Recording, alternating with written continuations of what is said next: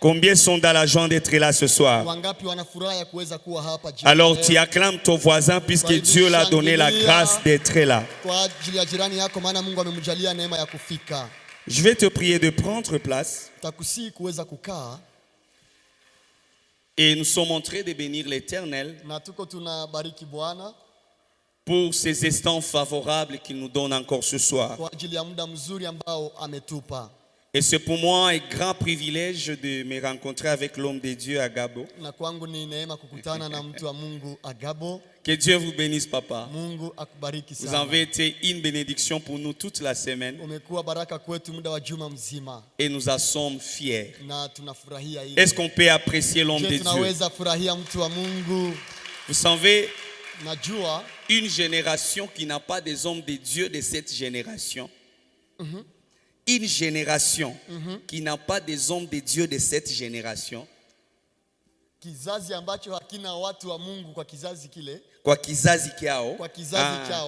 C'est une génération malheureuse.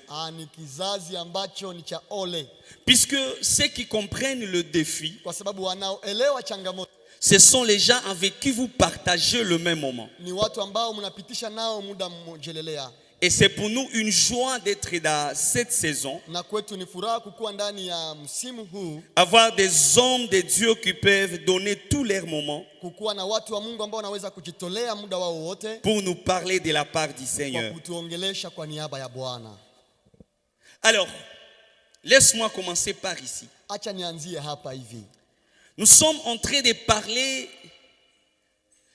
de zéro, le bataille de tout héros de sa génération. Il y a des batailles que chaque héros doit rencontrer. D'ailleurs, ceux qui ont écrit les dictionnaires disent que l'on ne peut pas être un héros sans de blessures. Or, il n'y a pas de blessures sans bataille. C'est que tu dois te rassurer que tu as combattu des combats. Alors depuis le mardi, je sens un peu d'expliciter le condensé ou le préalable pour être un héros de son génération. Demain, je vais m'attaquer sur les 5 batailles indispensables que tu dois coûte que coûte rencontrer.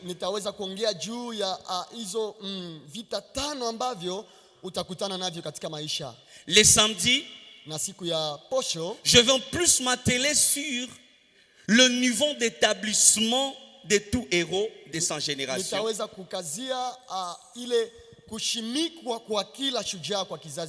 Et le dimanche, si Dieu nous donne vie, je serai en train de conclure par les piliers qui soutiennent tout héros de sa génération.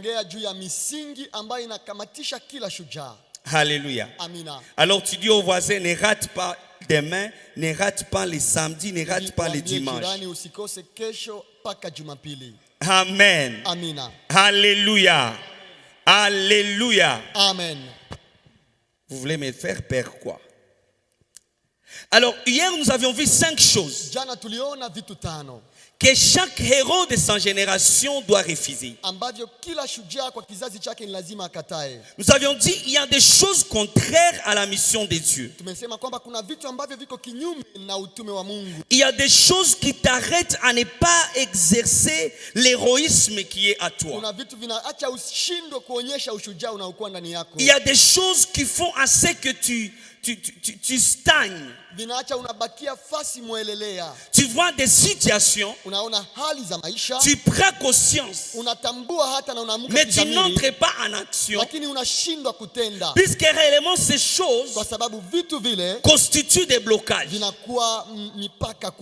Nous avions vu premièrement que beaucoup de héros n'ont pas réussi dans la vie ou n'ont pas réussi dans les batailles puisqu'ils sont restés dans les réussites d'hier. Kwa sababu waliangalia kuweza yao ya jana.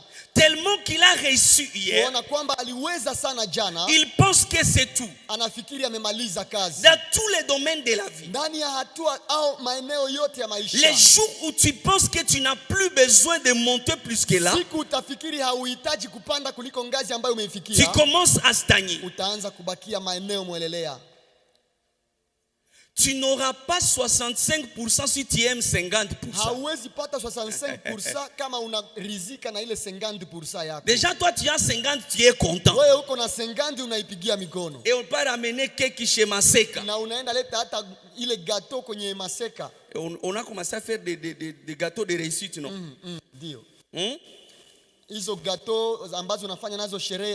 Les hommes qui ont marqué les temps. Watu ambao wameweza kuwa shujaa kwa vizazi vyao. Les personnes qui ont impacté. Watu ambao wameweza kushawishi vizuri. Ce sont des personnes ni watu ambao qui se sont fixés un plafond. Waliweza kujiwekea ngazi ya kufikia. Un objectif. Waliweka lengo fulani. Et quand il atteint cet objectif, na anapofikia ile lengo, il repousse encore le plafond. Anaendesha tena lengo. Il dit j'ai été ici. C'est que c'est possible que j'arrive là. C'est pourquoi l'apôtre Paul dit ceci. Il dit, je fais une chose. Je ne regarde pas derrière. À d'autres termes, si je fais des exploits hier, je ne regarde pas. Si j'ai échoué hier, je ne regarde pas. Mais j'ai un cap à atteindre. Je cours vers le but. Bien aimé, si tu n'as pas de but, tu n'as nulle part où tu vas. Et tout héros de sa génération doit prendre ça en esprit. La deuxième chose, nous parlions des échecs du passé. Tu as tellement échoué et tu penses que c'est ce qui est devenu la vie. Tu as tellement échoué et tu penses que rien ne peut plus se passer de bon. Je suis venu dire à quelqu'un que ton passé peut influencer ton présent, mais ton passé ne fait pas ton présent. Il peut y avoir des influences, mais tu dois te décider de sortir de ce passé. Tu sais le problème des enfants d'Israël, c'était quoi? Ils sont sortis de l'Égypte, mais l'Égypte n'était pas sortie d'eux. C'est ce qui a bloqué leur voyage. Tout le temps quand ils marchaient, ils avaient regard sur l'Égypte. Oh, même si on te donne du lait état esclave, ça ne change pas ton état d'esclave. Faites attention. Les échecs seront là. Voici des choses que je te conseille pour ces deux principes-là. Premièrement, fais de tes réussites une série de principes. Et fais de tes échecs une série de leçons. Quand tu as échoué, tire-en des leçons. Pose la question, pourquoi j'ai échoué? Tu ne peux pas rester en train de pleurer matin jusqu'au soir. Tu ne changeras rien. Troisième ennemi qu'on devait combattre, c'est se laisser arrêter par les défis ou difficultés qu'on traverse actuellement. Là, je suis en train de récupérer ceux qui n'ont pas été là hier, pour que nous soyons au même niveau ce soir. Bien aimé, les difficultés font partie de notre vie. Et tu ne peux pas changer ça. Na huwezi kubadilisha ile ukweli. Déjà, la première difficulté que tu as, c'est chaque matin quand tu te réveilles. Na ile tatizo ya kwanza ni kila asubuhi unapoamka. Toi-même, tu es en conflit avec toi-même. Unakuwa na shida na wewe mwenyewe. Qu'est-ce que je vais me vêtir? Nitavala nini leo? Tu es obligé de déranger le valise. Tu essaies peu de créer.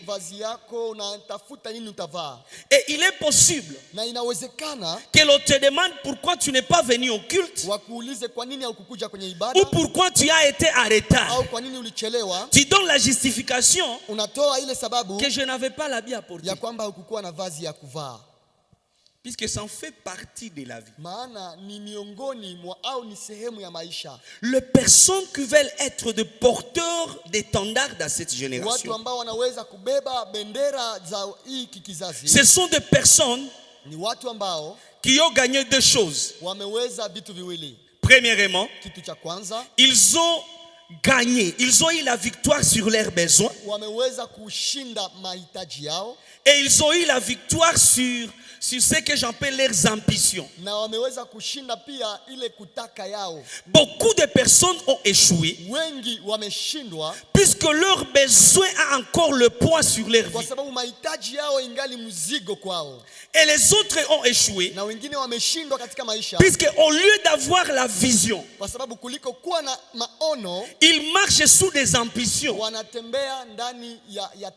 Or les ambitions vous limitent à la vue. Les ambitions vous limitent à ce qui est autour de vous. Mais la vision t'amène à aller dans 10 ans, 15 ans, 20 ans.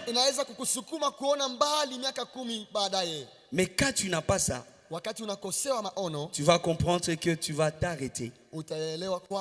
La quatrième chose que nous avions dit hier,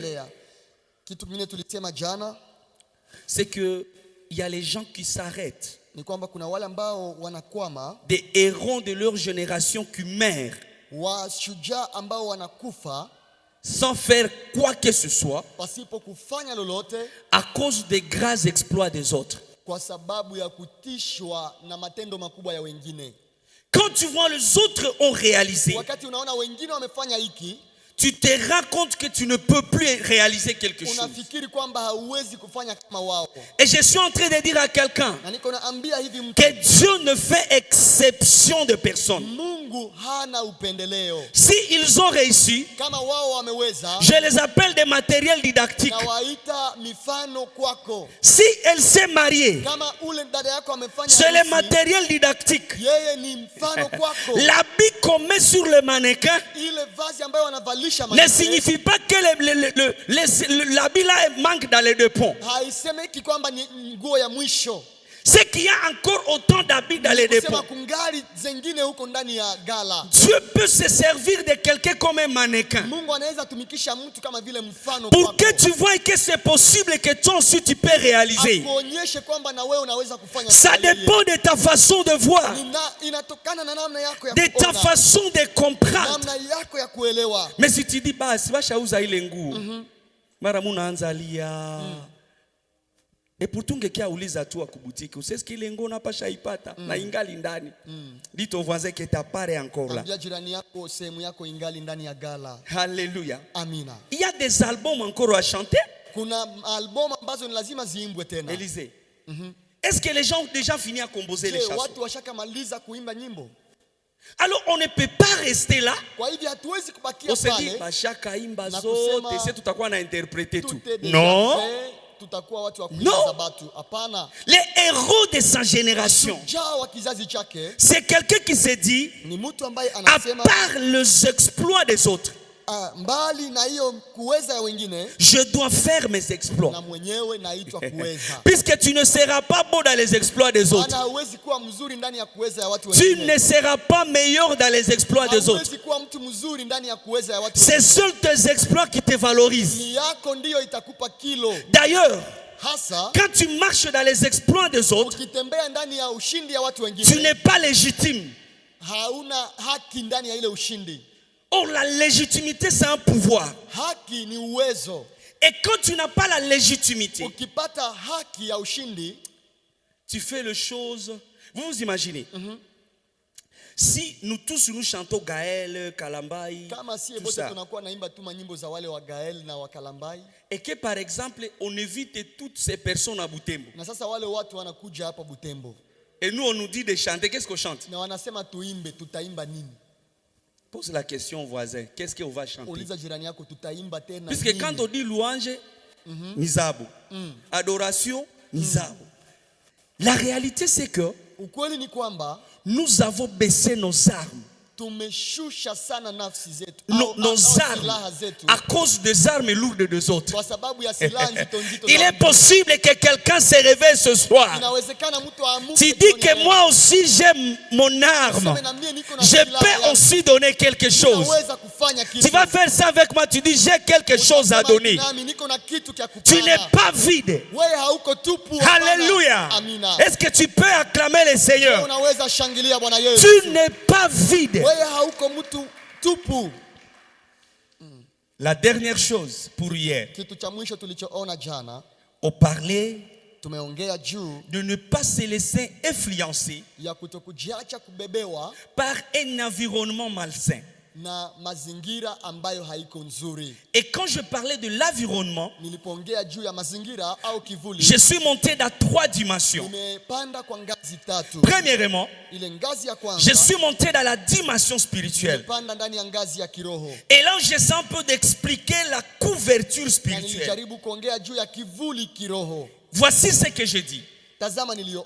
Tout sur la terre est conditionné par le spirituel. C'est ce qui fait en sorte que quand même le petit David voulait combattre Goliath, au lieu que Goliath les combatte facilement, la Bible nous a dit Goliath a maudit David au nom de ses dieux. Pourquoi? Il savait que David aussi n'est pas seul. Alors, la plus grande responsabilité de tout héros de sa génération, c'est travailler sa couverture spirituelle. Quelqu'un me dira comment on la travaille. Tu dois être en intimité profonde avec Dieu. Tu dois passer du temps avec Dieu. Je vous ai dit hier que votre beauté, ça Dieu, ne peut pas vous donner un mariage. Puisque déjà Tatan a déjà dit qu'il y a aussi long. Il y a des gens qui ont dit là dans la rue que celui-là ne peut pas avancer. Il y a des petits sorciers chaque matin qui viennent devant la porte de ta boutique. Ils mettent des choses là-bas. Et puis toi tu viens comme un homme ordinaire.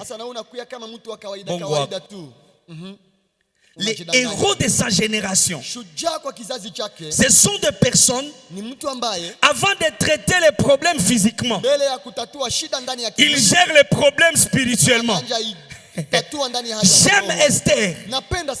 Quand vous lisez l'histoire d'Esther, son oncle lui dit tu es l'héroïne de notre nation.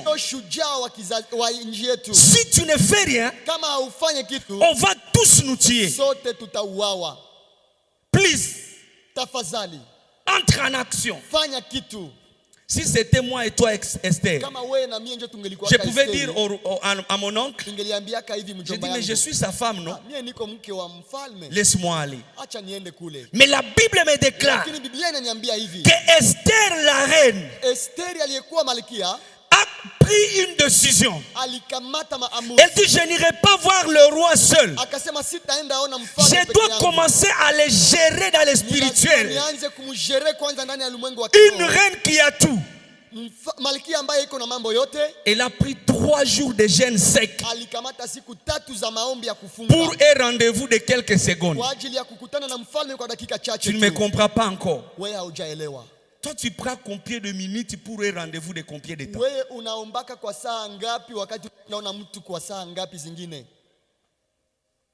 Tu es héros de ta famille. Spirituellement, tu dois monter. Prêche le voisin que dans le spirituel, nous devons monter. Nous n'avons pas besoin d'une jeunesse des aventuriers spirituels là, non. On est là comme des distraits et on pense que tout va bien. Les choses ne vont pas bien. Et c'est vous la solution. Chaque chrétien doit se manifester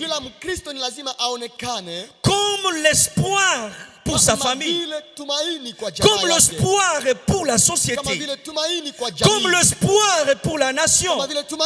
Ça m'a toujours fait mal quand on dit qu'au Congo nous sommes 93,7% des chrétiens et nous ne savons rien influencer. 93% des chrétiens, mais c'est nous-mêmes qui sommes dans les instances et nous sommes corrompus. 93,7%. C'est nous qui occupons tout. Mais l'occultisme est en train de régner partout. Toi tu penses que pour réussir aujourd'hui il faut avoir seulement l'intelligence? Si tu ne montes pas dans le spirituel, tu ne vas pas réussir. C'est pourquoi je suis en train de citer quelqu'un a commencé à prier comme jamais auparavant. Est-ce que quelqu'un me comprend? Tu veux aller à l'école. Tu n'as pas été là. Mais Dieu a été là. Toi tu n'as pas vu tout ce qui s'est passé là. Nous avons vu des personnes qui, c'est lui toujours le premier. Mais quelqu'un prend son cahier, il lit dans 5 minutes, il prend tout ce qu'il a lu.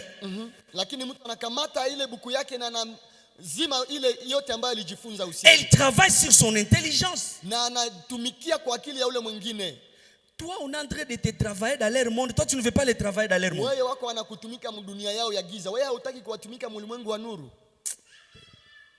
Un héros.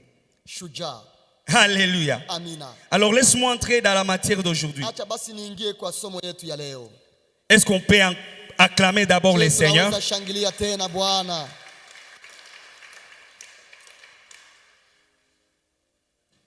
Mon petit thème de ce soir dit ceci.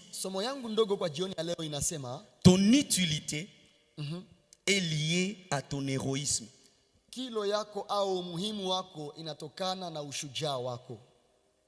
Ton utilité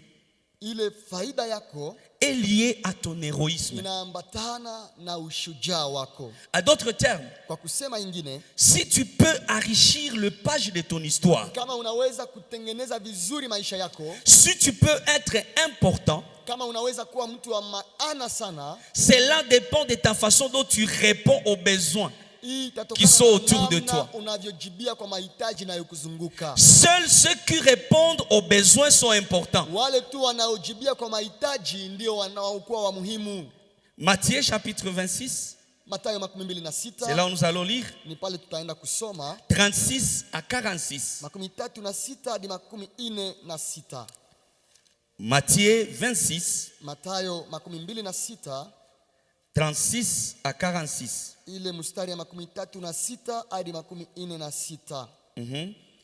Biblia inatuambia ifuatayo. Nitasoma kwa jina la Yesu. Amen.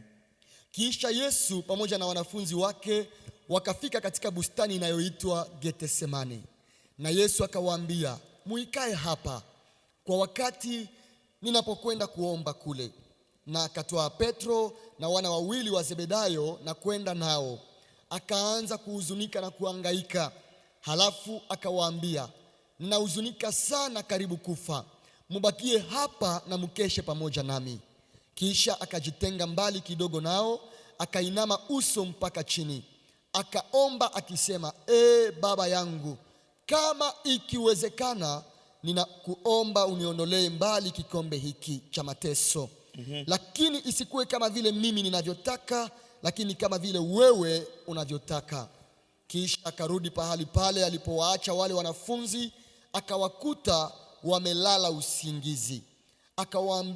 Akamwambia Petro, hamkuweza kukesha pamoja nami hata kwa saa moja tu. Mkeshe na tuombe, kusudi msianguke katika majaribu, kwa maana roho ni hodari lakini mwili ni dhaifu. Akawaacha tena kwa mara ya pili, akaomba akisema, Baba yangu, kama kikombe hiki cha mateso hakiwezi kupita mbali nami bila mimi kukikunywa, basi mapenzi yako yafanyike. Aliporudi tena akawakuta wanafunzi wake wamelala usingizi, kwa maana macho yao yalikuwa yamewezwa sana na usingizi. Yesu akawaacha tena na kwenda kuomba kwa mara ya tatu, akirudilia maombi yale yale. Kisha akarudia kwenda kwa wanafunzi wake na kuambia, mungali munalala na kupumzika? Angalia, saa imetimia. Sasa mwana wa mtu anatolewa katika mikono ya wenye dhambi. 46. Msimame tuende, angalia, yule anayenitoa amefika karibu. Amina. Amen. Amen. On peut acclamer la parole. Unaweza shangilia neno. Je suis en train de parler des héros générationnels. Niko naongea juu ya shujaa kwa kizazi chake. Non, il n'est pas seulement dans sa génération. Haiko tu ndani ya kizazi chake. Jésus c'est un héros générationnel. Yesu ni shujaa kwa vizazi vyote. Qu'est-ce que lui veut nous enseigner sur l'héroïsme? Yeye anatufundisha nini juu ya ushujaa? La première leçon, somo ya kwanza, c'est que ni kwamba il y a personne qui t'aidera à porter ta responsabilité. Hakuna mtu atakayeweza kuchukua jukumu lako. Tu peux donner à tout le monde tes soucis et non ta responsabilité. Kila mtu mahitaji yako, lakini jukumu yako ni yako. Tu es l'unique personne qui doit répondre à tes responsabilités. L'histoire relatée, c'est quelque chose que nous lisons toujours. La Bible dit, quand le temps est arrivé, Jésus a choisi les gens qu'il pensait que ce sont eux le meilleur pour lui. Il dit, je ne saurais pas passer ces moments seul. J'ai besoin de vous. Venez m'accompagner. Allez me soutenir. Et ils ont accepté. Voici la deuxième chose. Tout oui n'est pas oui. C'est dit qu'on a sema bia teke teke. Tout oui n'est pas oui. Le problème c'est que les hommes travaillent pour nous faire plaisir. Mais quand il s'agit de payer et prix,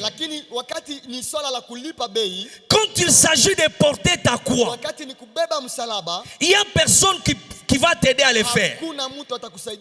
C'est pourquoi quand tu es un héros, tu dois te rassurer que les gens peuvent te promettre soutien, mais cela ne te donne pas l'occasion de dormir. Imaginez-vous si Jésus dormait aussi là où il est parti.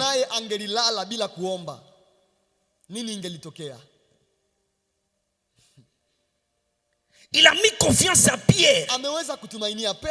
Il a mis confiance à Jean. Et il s'est dit, ces gens vont me soutenir.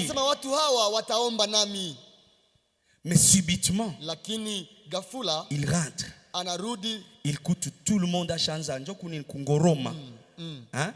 Il y a ceux qui sont dans l'équipe d'Ngoromer ici.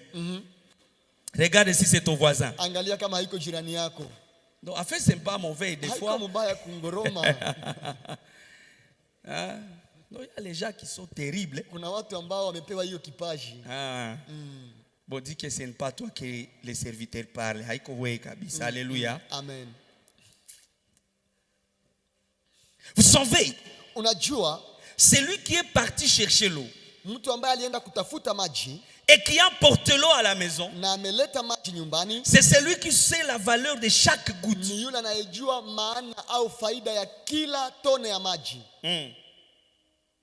Jésus tu es venu du ciel pour remplir ta mission.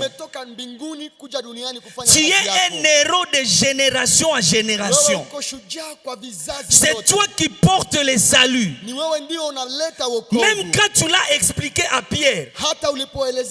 D'ailleurs, Pierre lui t'a dit que cela ne t'arrivera pas. Comment tu veux l'appeler pour prier pour ça? Pierre t'a dit que non, aviezifika. Jusqu'à ce que tu l'as dit, arrière de moi, Satan. Et puis c'est celui-là que tu fais associer dans la prière.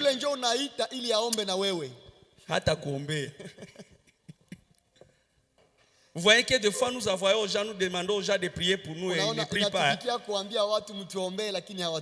C'est comme quelqu'un qui il travaillait là chez toi. C'est bon, c'est ton boss. Et il te dit, vraiment tu vas prier pour moi, puisque le temps de fermer la boutique vient d'arriver. Priez vraiment. Je dois accomplir la mission, il faut nifunge hii boutique. Si hautaomba tu, utalala sa Pierre. Hey. Ce qui m'intéresse, ce n'est pas Pierre et les autres. Ce qui m'intéresse, c'est la prière de Jésus. Jésus, tu as commencé dans ton ciel. Il y a eu réunion. Toi-même tu t'es engagé. Tu dis Père, je suis disposé. Je pars être l'héros générationnel. Je dois apporter les saluts. Comment aujourd'hui, quand l'état d'apporter le salut arrive, tu demandes que ça n'arrive pas? Tu as accepté de devenir humain. Tu as laissé le trône. Il y avait des anges qui t'adoraient. Tu avais des milliards de personnes à ton service. Et tu viens d'arriver. Tu as suivi un processus. Tu es né comme tout homme. Il y a eu les petits garçons qui t'ont intimidé dans les quartiers. Jusqu'à ce que tu sautais même dans les fenêtres de l'église. Est-ce que vous savez que Jésus de temps à autre fouillé? On veut les tuer dans les synagogues, ils sautent. On les marque. Posons la question à Jésus. Quel est le motif de ta prière? Je ne sais pas comment tu connais Léo. Vous savez, il arrive de temps où le chemin de ta mission devient amer. Le chemin de ton héroïsme. Quand tu vois les charges, quand tu vois le prix à payer, tu dis que ça passe.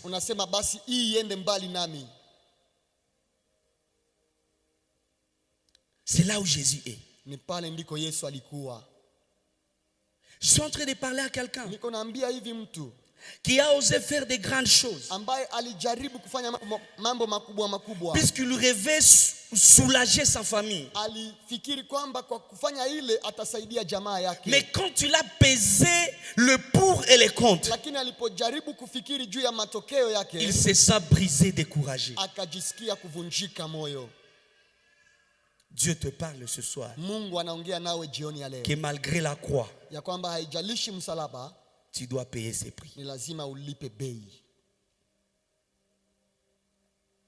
Tu dois payer ses prix. Et on dirait que quand il est en train de prier, à un moment donné lui-même s'est dit, mais j'ai pris quoi d'ailleurs? Il dit non Seigneur. Bon, non pas selon ma volonté. En fait, je ne t'impose pas. En fait, selon ce que toi tu penses, selon ta volonté. Je pouvais, papa grâce, je pouvais aimer qu'il le fasse seulement une seule fois. Pour la première fois, il dit que la coupe parte loin de moi. Mais bon, ça va, timiza mapenzi yako. À principe, il devait déjà rester là. Mais quand il veut encore partir, ça revient. Seigneur, si c'est possible, toujours que vienne. Je voulais dire à quelqu'un qu'il n'y a personne qui portera ta croix. Il n'y a personne qui payera ton prix. Il n'y a personne qui affrontera ton défi. Si tu ne veux pas le faire, il n'y a pas le salut dans ta famille. Si tu ne sais pas le faire, il n'y a pas le salut dans la nation. Tu dois payer ce prix. Peu importe la douleur, peu importe le pleur, tu dois payer. Et finalement, Jésus, je l'aime. Il est ferme dans sa décision de répondre à la mission de sa vie. Il a accepté la croix pour être le héros de toutes les générations.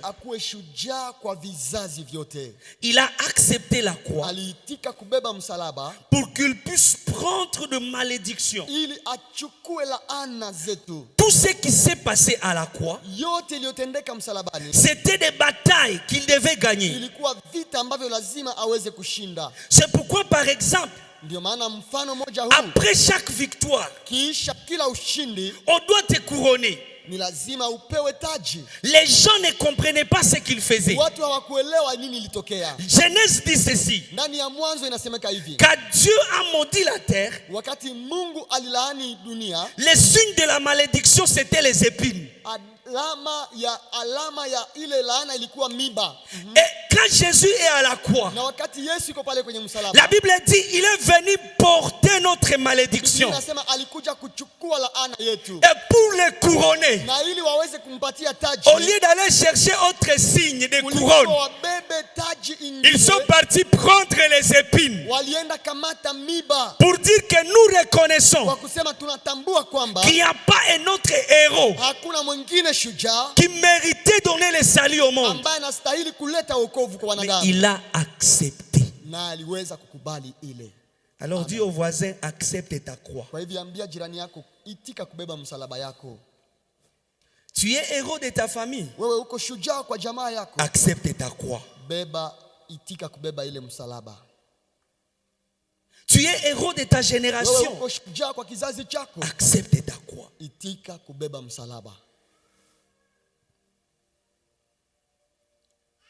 Il y a des choses à laisser, comme nous l'avions dit hier. C'est une croix.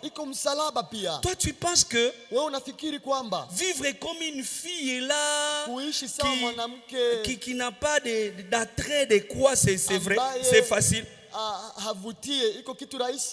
Tu te dis, je reste chrétienne.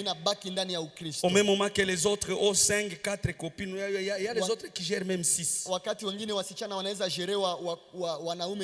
Même des garçons qui gèrent d'autres 6 filles au même moment.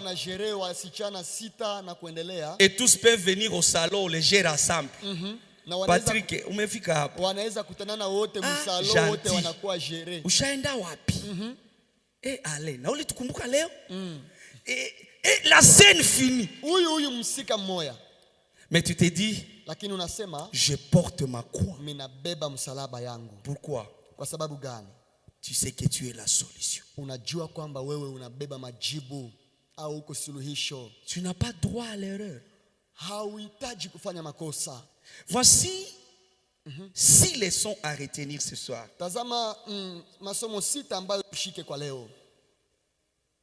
Et on va prier. La première leçon, c'est que chaque mission liée à ta vie est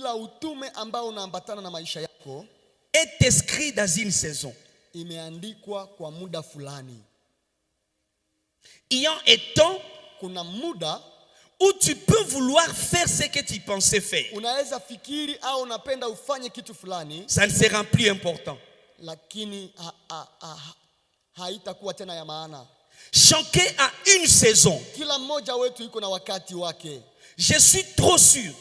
Ninaamini que si Christ ya kwamba kama Kristo pouvait se décider angeliweza kukamata maamuzi de ne pas payer ses prix, ya kutokulipa ile bei, aujourd'hui l'église ne serait pas. Leo kanisa halingelikuwa.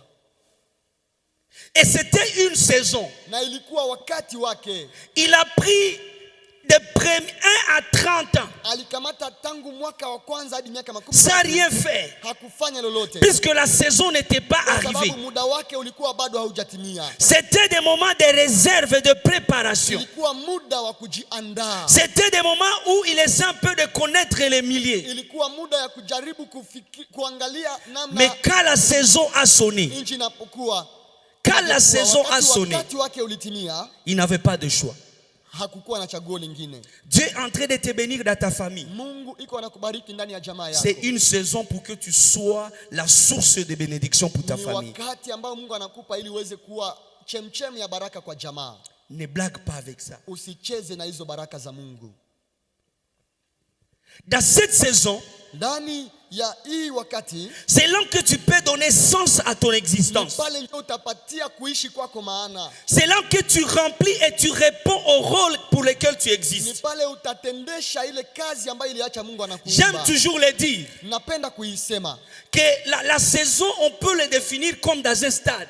Ya kwamba saison inakuwa kama vile kwenye uwanja wa michezo. Chacun a des minutes. Kila mtu iko na dakika zake.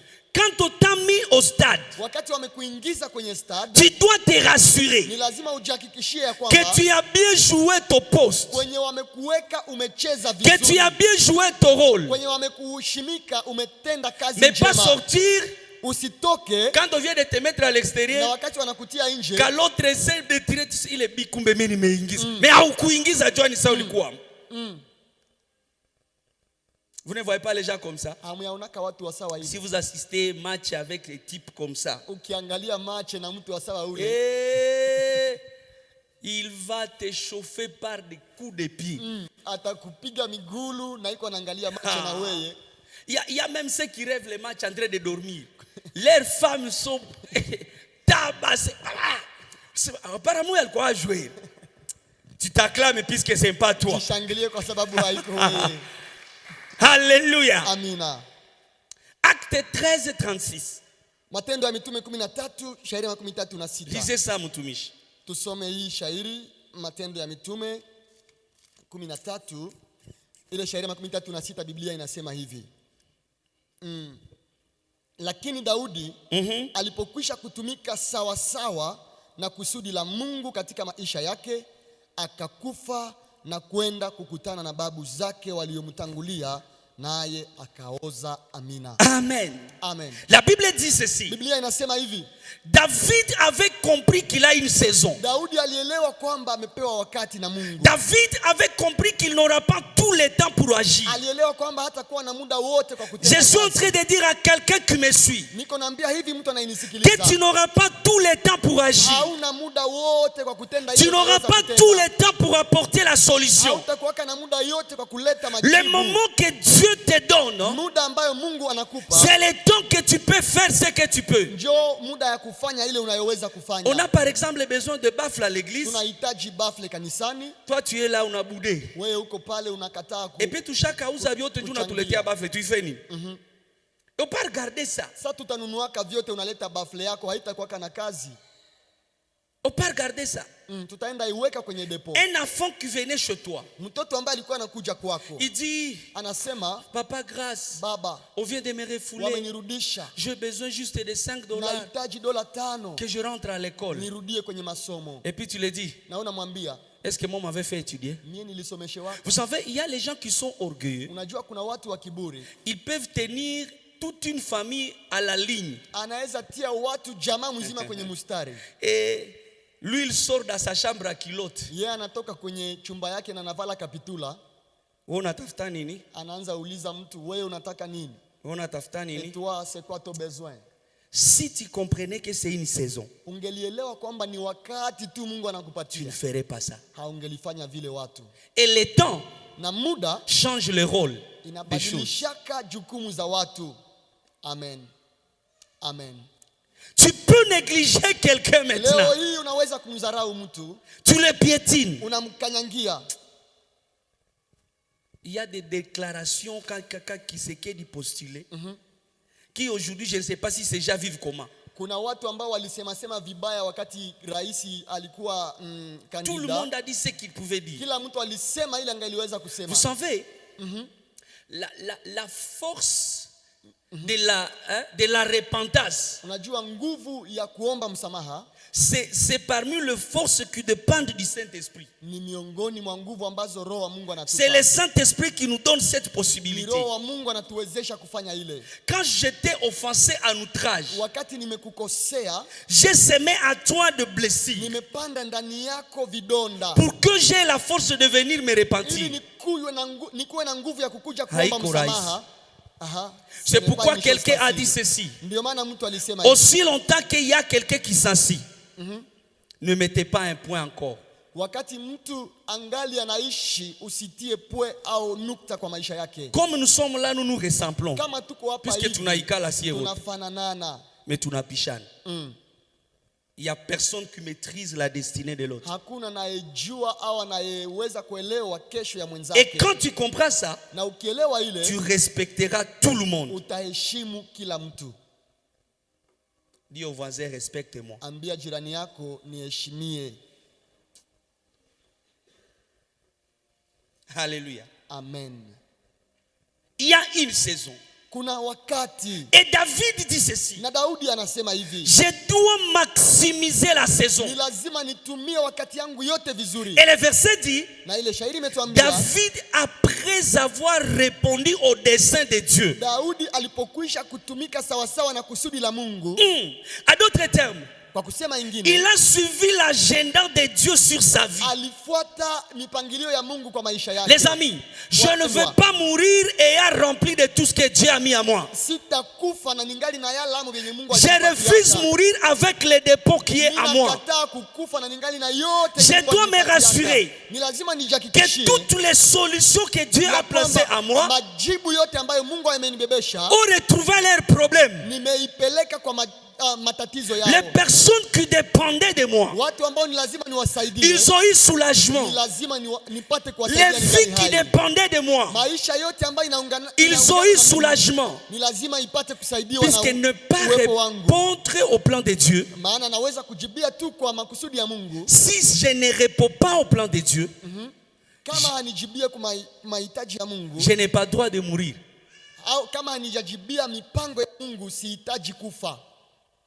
Ne meurs pas avec le plan de Dieu dans toi.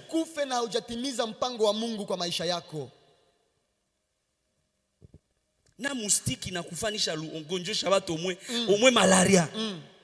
Comment toi tu veux mourir comme ça?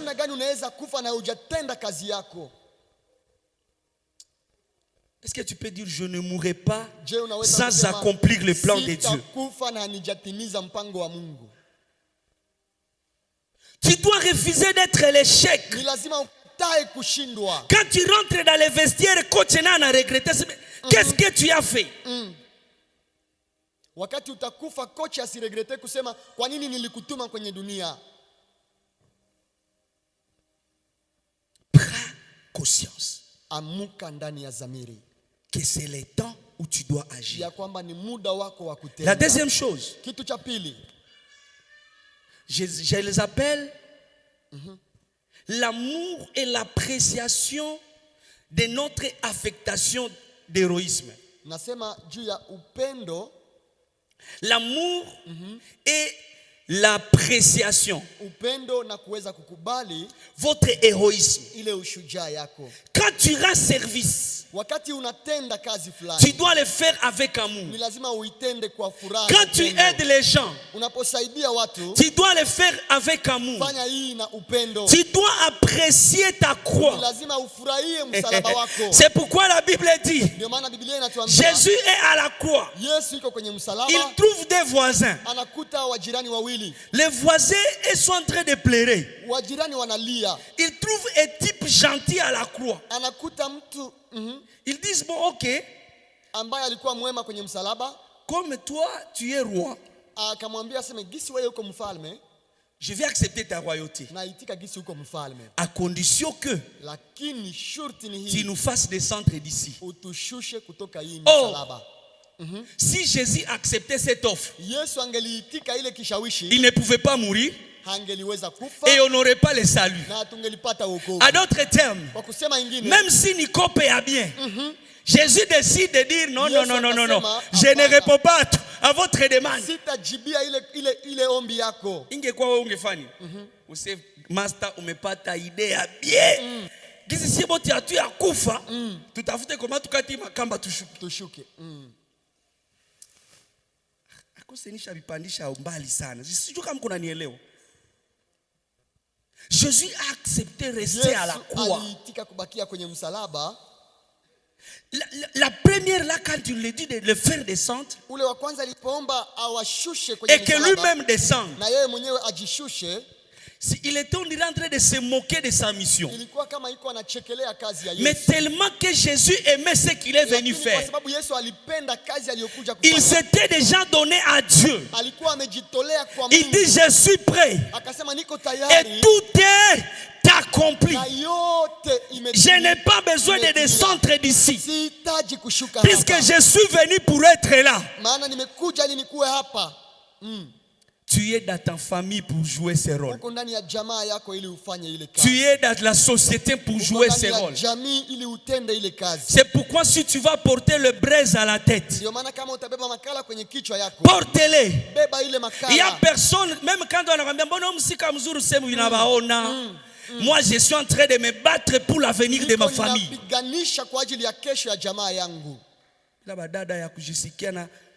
Vous savez, dans la Bible, il y a des sœurs qui vont nous recadrer au ciel. Unafaa fier, hauna kitu. Toujours litia imarikucha, zemezezi sukula. Unapata kazi ya kusukula. Si tu connais le fardeau que tu as, utasukula. Tu vas faire la vaisselle. Le problème c'est que nos parents nous ont trop dorlotés. Et c'est pourquoi dans la ville de Butembo, il y a beaucoup des orphelins qui après le départ de leur père, ils ne savent plus se retrouver. Puisqu'ils étaient trop dorlotés, ils étaient trop cajolés. On ne les a pas appris la responsabilité. Bien aimé, tu peux te décider de commencer à être responsable. Porte ta croix. Même quand quelqu'un te dit, laisse-moi. Puisque c'est là où il y a le salut de ma famille. Papa, grâce à quoi c'est Rinaïch? Allons-y vite. Troisième chose, être prêt à affronter les combats de tout parcours.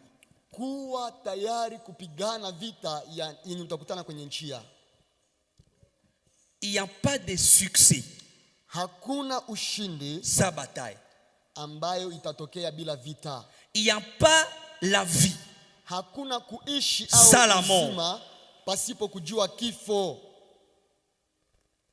Il y a certaines choses que tu dois réaliser. Que le chemin de la vie est caché par la mort.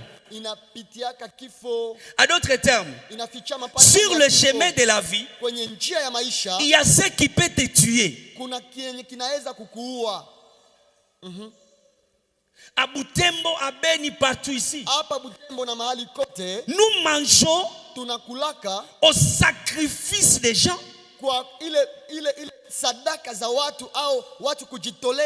Quelqu'un se décide. Il est chauffeur. On l'a dit, on vient de brûler 4 véhicules. Mais il s'est dit, qu'est-ce que je vais faire? Si je reste, ma famille va mourir. Si je pars, bon, ma famille peut mourir aussi. Mais au lieu de rester, je pars. Et la grâce de Dieu dit, je vais te prendre à charge. Amen. Problème yako wewe donc ukasikia sema sasa imepiga mara mnalala wote msetu sitokee tena 48 heures. Il y a des batailles que tu dois affronter. Kuna vita ambavyo ni lazima upambane nazo. Et tu es obligé de les faire. Na ni lazima uweze kupambana. 4. Kitu ya 4. Vaincre le sentiment de satisfaction précoce. Ushinde ile hisia ya kuweza kujitosheleza wakati muda hujafika. Nous devons vaincre les sentiments de satisfaction précoce. Si c'était moi et toi Jésus, déjà tu as guéri les malades, tu as délivré les captifs, tu as ressuscité les morts, tu pouvais te dire Mungu nishamaliza mission, je peux rentrer. Mais non. C'était des victoires, mais des petites victoires par rapport à la mission. Les gens qui vont impacter, ce sont des personnes qui partent au-delà de leur victoire. Il dit, je viens de ressusciter les morts. Ça fait partie du parcours. Mais ce n'est pas ça l'objectif. Quelqu'un ne peut pas quitter Butembo pour aller à Beni. Et quand il vient d'arriver à Kalunguta, non. Tu dois te rassurer que tu es allé jusqu'au bout de la mission. La 5e chose, accepter le chemin de Dieu pour ta vie. Et la 6e chose, travailler dur. Si,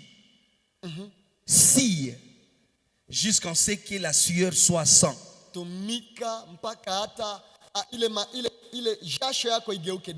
Puisque la réalité, c'est que si ta sueur ne devient pas sang, tu n'auras pas le trône.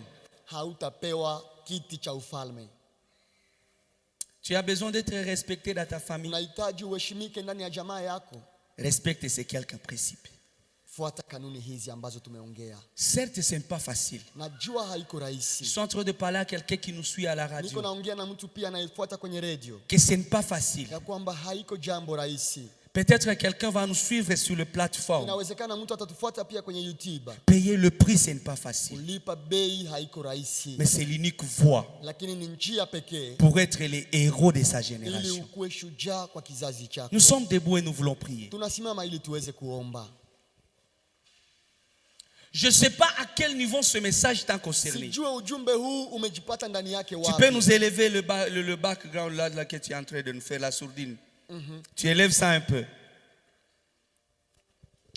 Comment ce message t'a trouvé? Et qu'est-ce qui passe dans ton esprit? Quelle est la décision que tu es en train de prendre? Peut-être que tu voulais abandonner. Mais ce soir tu peux dire, je vais forcer encore. Je vais forcer encore. Peut-être que tu voulais fuir la mission à cause des difficultés. Tu t'es dit, je vais avancer encore. Je vais aller jusqu'au bout. Sois déterminé ce soir d'aller jusqu'au bout, de finir la course d'aller jusqu'au bout et de remporter les prix. Est-ce que tu peux commencer à prier pour toi? Tu dis, Seigneur, restaure-moi. Seigneur, restaure ma vie. Redonne-moi le courage. Redonne-moi la détermination. Que les difficultés rencontrées ne me découragent pas. Que la fatalité ne m'atteigne pas. Que je sois parmi les personnes qui vont payer le prix. Qui vont payer le prix pour sauver la famille, pour sauver la nation, pour sauver la société. Prie, prie, prie, prie. Endelea kuomba Bwana. Endelea kujiombea kulingana na ujumbe huu.